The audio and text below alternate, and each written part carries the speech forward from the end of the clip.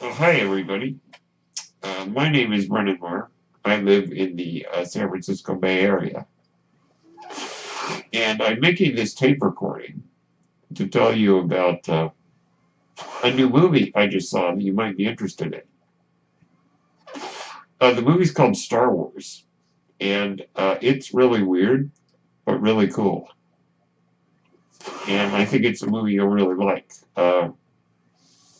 I was lucky enough to get to see it before everybody else did. And, I'm a big fan of science fiction. I read a lot of sci fi books. Read a lot of fantasy, read Lord of the Rings many times. And I was at Comic Con last year, which, for those of you who don't know, is the San Diego International Comic Book Convention. And there were about maybe 300 of us or so. And they had a panel about this movie. And the producer, a guy named Gary Kurtz, was there. And it was pretty interesting. These guys had some really cool T-shirts that had this logo for Star Wars, which I guess is like concept art. So anyhow, it's a movie that's definitely up your alley if you like science fiction and fantasy, and read a lot of that and watch a lot of those kind of movies. So it's kind of like Flash Gordon, if you remember back in the day. Flash Gordon and Buck Rogers were these serials they used to play in movie theaters, and were kind of these exciting adventures of these spacemen saving princesses and defeating the villains and their evil weapons. If you like that stuff, Star Wars is right for you. So let me try to describe a little bit. I didn't know a lot, about this movie. I saw the trailer, of course, which had you saw spaceships, and you saw these guys with these weird like laser swords, which are really cool. And this guy was swinging on a rope across the chasm, which kind of reminded me a bit of like Robin Hood, like in the old Adventures of Robin Hood with Errol Flynn. Speaking of Errol Flynn, Star Wars is that kind of movie, the old swashbuckling adventure. If I could describe it, it's kind of like a pirate movie, a Roman epic, a western, Flash Gordon, Buck Rogers, all rolled into one. It's pretty crazy. So I was a little bit interested at first when I heard about this movie because it's directed by this guy named George Lucas. And if you remember a couple of years ago, he did American Graffiti. If you remember that movie was pretty fun. I did see his first film, which came out in 1971, called THX 1138, which is a sci-fi film that not a lot of people saw, unfortunately. About this like dystopia, kind of 1984 Brave New World, kind of in that kind of world. About this guy escaping, and that movie was kind of weird, but kind of cool, I think. And I'm kind of sad not a lot of people saw it, but and then he made this movie American Graffiti, which is a lot of fun. And really, if you remember, he got nominated for some Oscars, including like Best Picture. He got nominated for Best Director and Best Screenplay. So when I heard he was making this movie, I was pretty interested because I thought, well, he's a pretty good director, so this sounds like fun. And it is. It's a lot of fun. So he wrote it. He wrote Star Wars and he directs it. It does a very good job. Uh, it's an interesting style of a movie. It's edited very strangely. The editing is very fast. Like edit, edit, edit. Cut, cut, cut. But it doesn't feel Well, it feels fast, but it doesn't feel like it's weird. It's unusual, I will say, just in the sense that you don't see editing like that in a lot of movies. But it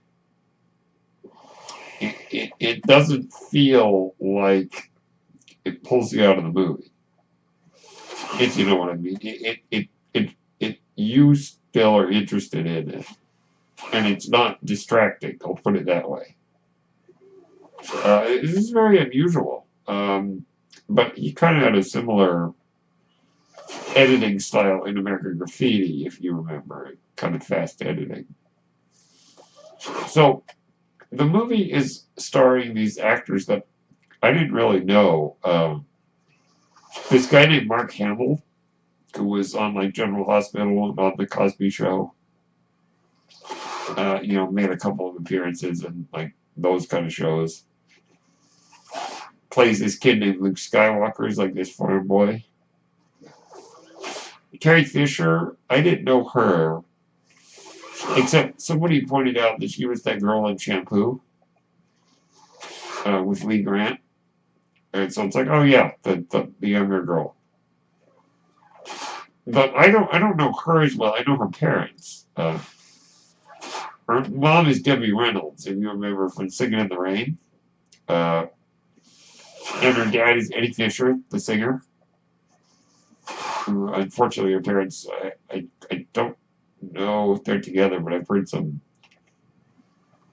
rumors, but I don't want to get into that. And then Harrison Ford. So I should back up. Carrie Fisher plays Princess Leia. Princess Leia, or Leia, sometimes they say Leia, who's been captured and needs to be rescued, traditional. But I'll get into more of the characters in a minute. And then the other guy is this guy named Harrison Ford, who plays this like space pirate named Han Solo. I saw him in American Graffiti.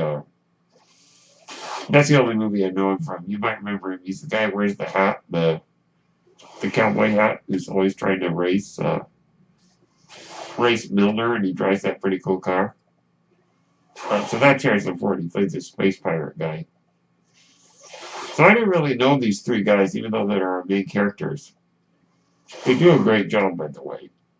But I did know Alec Guinness, the actor, the British actor, plays this guy named Obi-Wan Kenobi, who's like a wizard. I knew Alec Guinness. He was in Bridge on the River Kwai and Lawrence of Arabia. I did a lot of those big epics, and I really like those too. He also was in when the Kind Hearts and Coronets and the Lavender Hill Mob, the crazy movies like that. And he's great. He's fantastic in the movie. He's marvelous. I think he's probably the best actor in the movie. And then the other guy I knew is Peter Cushing, plays this guy named Governor Tarkin, who's like the boss of this thing called the Death Star. And I know him from a lot of those Hammer horror movies, where he usually plays like Professor Van Helsing, fighting against Christopher Lee, who plays Dracula. Pretty cool stuff. He's great in the movie as well. I mean, I knew him. So let me give you a bit of what this movie's about. So, in the beginning of this movie, which, by the way, this movie has the weirdest but coolest opening ever, where it doesn't have opening credits. I know that sounds kind of weird, but you heard me right. It doesn't have opening credits. It starts with this thing that says like a long time ago in a galaxy far, far away, which is like I guess it's their way of saying once upon a time. And then the word Star Wars suddenly appear on the screen, just in this big, and the music. I mean, oh my gosh, the music in the whole movie was great. But the music in this opening scene is fantastic. It's by this guy named John Williams who did the theme to Jaws. You know, dun dun dun dun dun, dun, you know that guy. And this is fabulous. This is an old-fashioned kind of score, kind of like you know, the Seahawk with Errol Flynn, the old Eric Korngold kind of score. So anyhow, we get these words at the beginning that are explaining what's going on, kind of like the Flash Gordon or Buck Rogers, where it's kind of like, here's the backstory. So the bad guys, who are called the Empire, have this thing called the Death Star, which is this big like space ball, like a space station shaped like a ball, a sphere that can blow up whole planets. It's pretty crazy. And the good guys, the rebels, stole the plans to the Death Star. You know, they got like the structural plans, like the blueprints. And Princess Leia has those plans. But she's being pursued by the Empire because they know she has them. So it's these big, like, yellow letters. And then when the letters, they're like scrolling up on the screen, and when they disappear, we see these, like, this planet, and this spaceship flies over. And then this other spaceship comes after it, and this thing is huge. It comes on the screen. It comes on the top of the screen. It just keeps. We're seeing underneath it. We're looking underneath it, and it comes over, and it just keeps going and going and going. Oh, I think this is one of the best movie openings ever.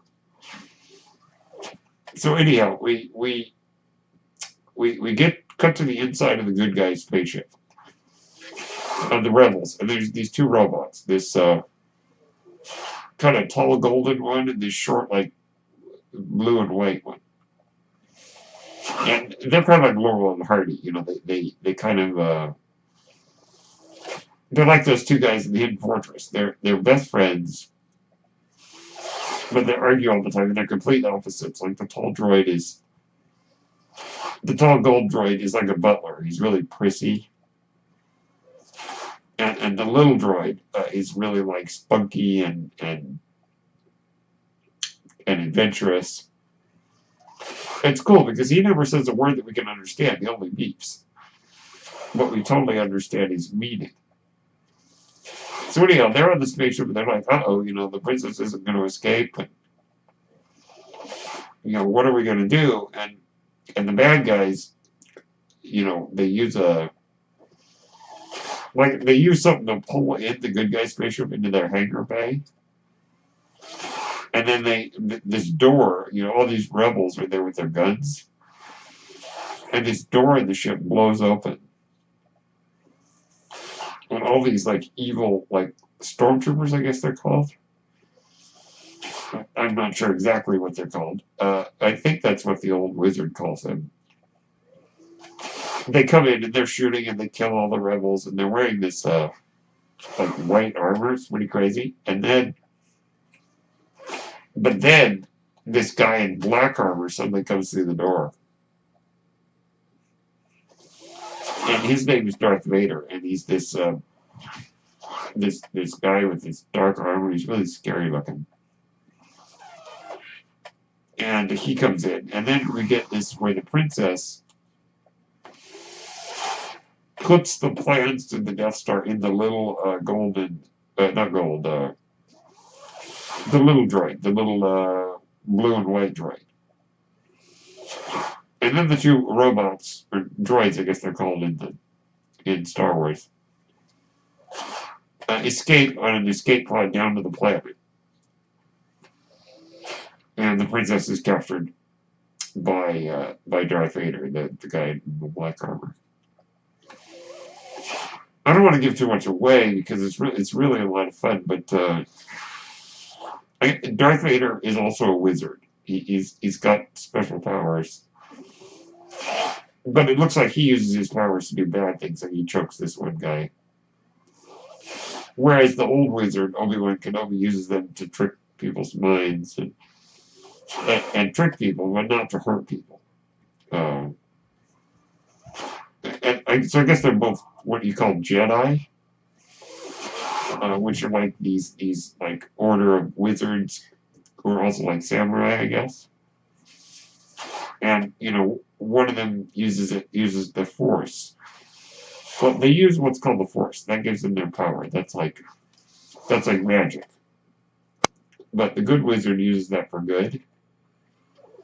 And Darth Vader, is the evil wizard, uses it for bad things. So anyhow, the robots escape and they meet this guy named Luke Skywalker. Who's this kind of this whiny farm boy, played by Mark Hamill. And he's, this kid who wants to go on adventures and do great things. And also hidden in the little droid is a message from the princess. Luke gets that message that she needs help and she needs to find this guy named Obi-Wan Kenobi. So anyhow, they go looking. The little droid runs away. They go looking for him. They're attacked by these like weird desert people. And then they meet the old wizard, who Luke already knows him. Has this guy called Ben Kenobi, and he thinks it's a relative. I don't want to give too much away, but and then they go off this adventure. They meet this space pirate, Han Solo. They get a ship and they go off to save the princess. And it's a pretty wild adventure. It's a lot of fun. Well, there's these big space battles. There's these battles with these laser swords, which I guess are called lightsabers, I guess. And there's a lot of like interesting backstory and you can see all these really neat aliens in this one scene. It's a cornucopia of cool stuff. It's kind of weird. Some of the aliens look kind of weird, and some of the stuff in it's a little odd. The dialogue's got a little, some strange words and strange ideas, but I just ate it up. I thought it was fantastic. So it's both weird and really cool and really fun at the same time. So I definitely think you should check it out. I mean, I don't know how successful it's going to be. I mean, I don't know if it's going to appeal to a large group of people, but I certainly had a good time, and it brought me kind of back to my childhood. And also just kind of has that old-fashioned sense of adventure, which I feel has been lacking in movies, and it's especially in this decade, where movies have been kind of depressing, especially like science fiction and fantasy, and particularly sci-fi. But it's nice to see a movie like this that's uplifting and positive, and I came away feeling happy.